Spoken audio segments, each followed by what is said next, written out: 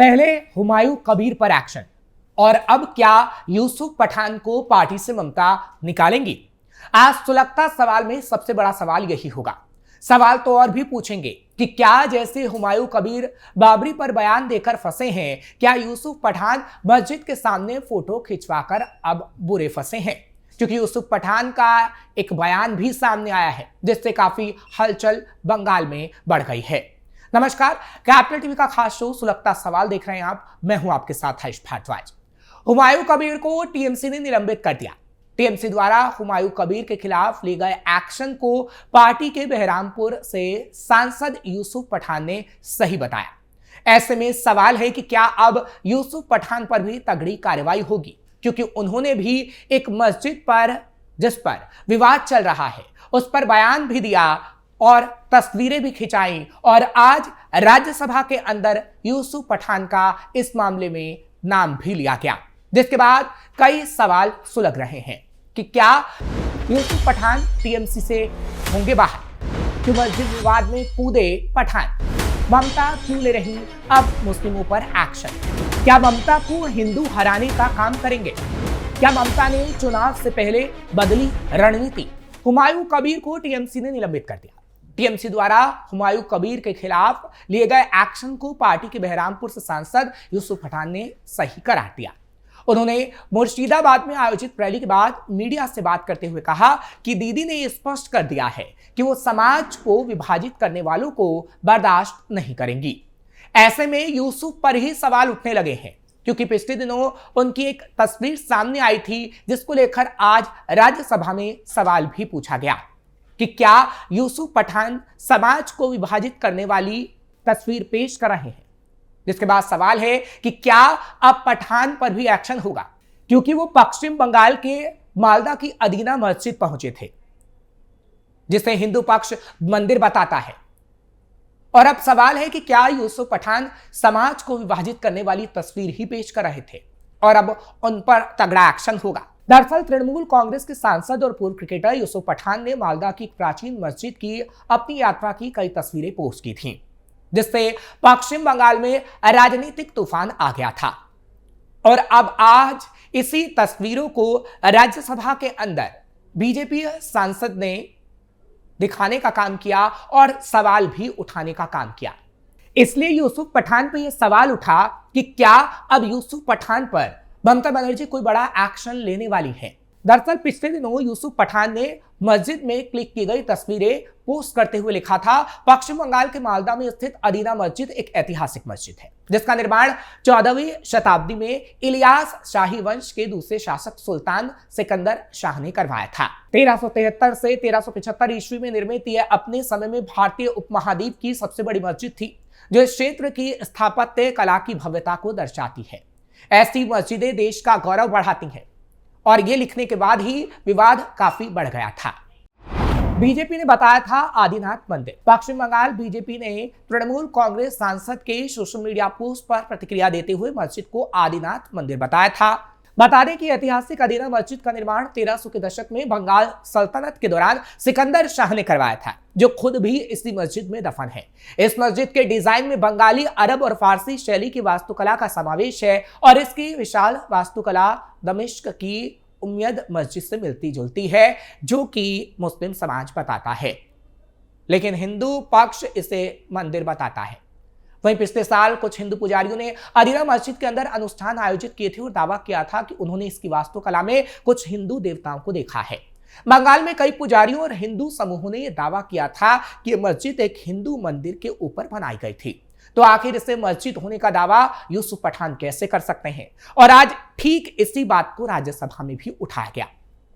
दरअसल भारतीय जनता पार्टी के सदस्य सामयिक भट्टाचार्य ने शुक्रवार को राज्यसभा में केंद्र सरकार से आग्रह किया कि पश्चिम बंगाल के मालदा जिले में स्थित प्राचीन आदिनाथ हिंदू मंदिर की सुरक्षा सुनिश्चित की जाए, इसे टिकट लेकर देखे जाने वाला स्मारक घोषित किया जाए और वहां मौजूद कलाकृतियों की सुरक्षा के लिए कदम उठाए जाए। शून्यकाल के दौरान मुद्दा उठाते हुए भट्टाचार्य ने कहा कि भारतीय पुरातत्व सर्वेक्षण यानी ASI को मंदिर की ऐतिहासिक उत्पत्ति की विस्तृत जांच करनी चाहिए।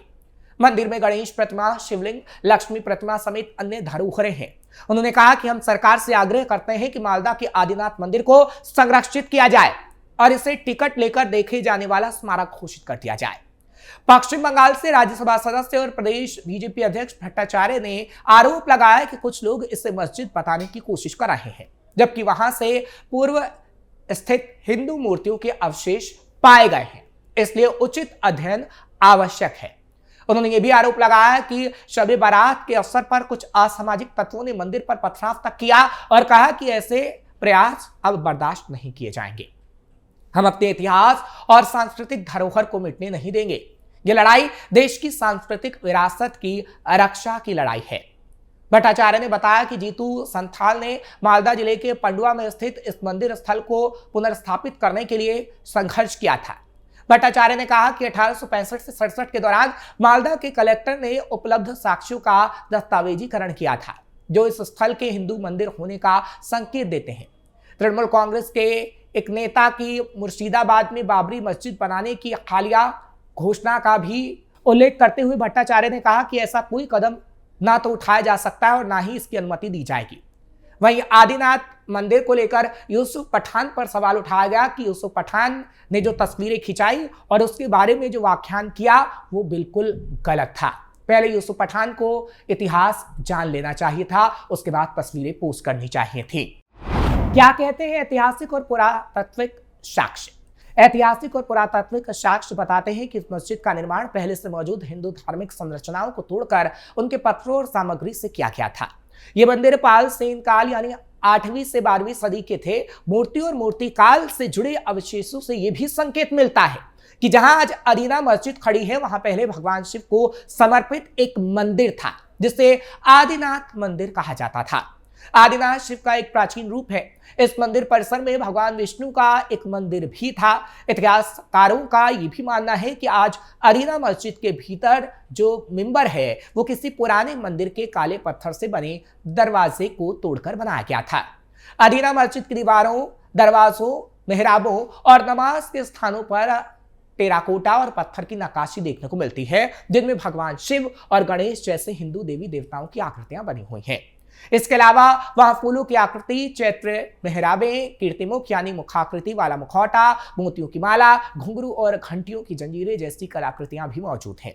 ऐसी सजावट इस्लामी वास्तुकला में नहीं पाई जाती, जिससे साफ संकेत मिलता है ये सभी नक्काशियां और कलात्मक चिन्ह पाला सेन काल यानी 18वीं से 12वीं सदी के हिंदू स्थापत्य कला से संबंधित है। हिंदू इतिहास के मिले साफ संकेत। अदीना मस्जिद के केंद्रीय मेहराब यानी नमाज पढ़ने की दिशा दर्शाने वाला हिस्से में इसके हिंदू इतिहास के साफ संकेत मिलते हैं। ये मेहराब एक घुमावदार दीवार में बना है और इसके सामने की मेहराब त्रिपत्रीय यानी 3 खंडों वाली डिजाइन में है। मेहराब के दोनों ओर के हिस्सों को फूलों की आकृतियों से सजाया गया है। मेहराब के अंदर के पैनलों में भी मेहराबों और उसे डिजाइनों की नक्काशी है, जिसके ऊपर से घंटियों और जंजीरों के लटकते हुए डिजाइन दिखाई देते हैं। ऐसे सजावटी डिजाइन खासतौर पर हिंदू स्थापत्य कला में पाए जाते हैं और इन्हें आमतौर पर मंदिरों के खंभों पर उकेरा जाता है, खासकर पाला सेन काल में। अदीना मस्जिद के परिसर और उसकी दीवारों में आज भी टूटा हुआ शिवलिंग और कई हिंदू देवी देवताओं की मूर्तियां दिखाई देती हैं। आसपास की संरचनाओं जैसे पांडुआ पुल में भी हिंदू मंदिरों के खंडहरों के लिए गए पत्थरों का इस्तेमाल हुआ है। यह इस पूरे क्षेत्र में इस्लामी आक्रमणकारियों द्वारा बड़े पैमाने पर मंदिरों के विध्वंस को दर्शाता है। पूर्व क्रिकेटर और टीएमसी सांसद यूसुफ पठान ने इस मस्जिद को इस्लामी वास्तुकला की मिसाल बताते हुए एक ऐतिहासिक गौरव के रूप में पेश किया और सुल्तान सिकंदर शाह को भारतीय मुस्लिम शासक के तौर पर याद रखने की बात कही। जबकि ऐतिहासिक रूप से देखा जाए तो सिकंदर शाह की राजनीतिक और धार्मिक सोच भारत नहीं बल्कि अरब और इराक यानी कटेस्टिफन से प्रेरित थे। दरअसल ये मस्जिद 14वीं शताब्दी में सिकंदर शाह के एक भव्य हिंदू मंदिर को तोड़कर बनवाई गई थी, जिससे पहले आदिनाथ मंदिर कहा जाता था। इसके बाद 19वीं सदी में आए भूकंपों के चलते स्थल उजड़ गए। वर्तमान में स्थल भारतीय पुरातत्व सर्वेक्षण के तहत राष्ट्रीय महत्व का संरक्षित स्मारक है, जिससे यहाँ खुदाई या पूजा पाठ पर रोक लगी हुई है। ये मुद्दा पहले भी बीजेपी द्वारा उठाया गया था और 2024 में फिर चर्चा में आया, जब वरिष्ठ अधिवक्ता हरिशंकर जैन ने हिंदुओं से आह्वान किया कि वो अदीना मस्जिद में जाकर पूजा शुरू करें। उन्होंने प्रधानमंत्री नरेंद्र मोदी तक को इस संबंध में पत्र लिखा था। फरवरी 2024 में हिरण्मय गोस्वामी नाम की युवा पुजारी ने कुछ हिंदू अनुयायियों के साथ अदीना मस्जिद परिसर में शिवलिंग के पास पूजा और मंत्रोच्चारण शुरू किया। हालांकि बाद में पुलिस ने उन्हें पूजा जारी रखने से रोक दिया था। इतिहास में मध्यकालीन इस्लामी आक्रमणों के दौरान हजारों हिंदू मंदिरों को तोड़ा गया। आज जो कई ऐतिहासिक मस्जिदें मानी जाती हैं, वो वास्तव में उन्हीं मंदिरों के खंडहरों पर बनी हैं या उन्हीं मंदिरों को ढांचे में थोड़ा बदलाव कर मस्जिद में तब्दील कर दिया गया है। अयोध्या का बाबरी ढांचा, मथुरा की शाही ईदगाह और काशी की ज्ञानवापी मस्जिद, ये सभी ऐसे प्रमुख उदाहरण हैं जहां मंदिरों को कब्जा करके मस्जिदें बनाई गई। इस प्रक्रिया की कानूनी रुकावट है 1991 का पूजा स्थल अधिनियम यानी प्लेसेस ऑफ वर्शिप एक्ट, जो 15 अगस्त 1947 के बाद किसी भी धार्मिक स्थल के स्वरूप में बदलाव की इजाजत नहीं देता। यह कानून मंदिर पुनः स्थापना की कोशिशों में बड़ी बाधा बना हुआ है। हालांकि अयोध्या में राम जन्मभूमि की सफल पुनर्प्राप्ति ने हिंदू समाज को एक नया उत्साह दिया और आशा दी है। फिलहाल अब इस मामले में ज्यादा ही बंगाल में तूल पकड़ लिया है, लेकिन जिस तरीके से हुमायूं पर कार्रवाई की गई है, क्योंकि उन्होंने बाबरी मस्जिद को बनाने की बात बंगाल में की थी।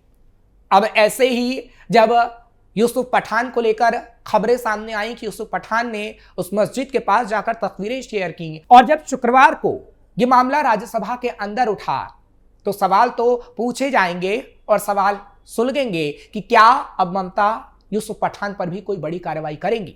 खैर, ऐसा होता है या फिर नहीं, ये तो वक्त ही बता पाएगा, लेकिन आगे आने वाले समय में यह मामला और भी तूल पकड़ता नजर आएगा। आपको ये खबर कैसी लगी कमेंट सेक्शन में जरूर बताएं। खबर को लाइक शेयर करें। कैपिटल टीवी को सब्सक्राइब करना मत भूलिएगा।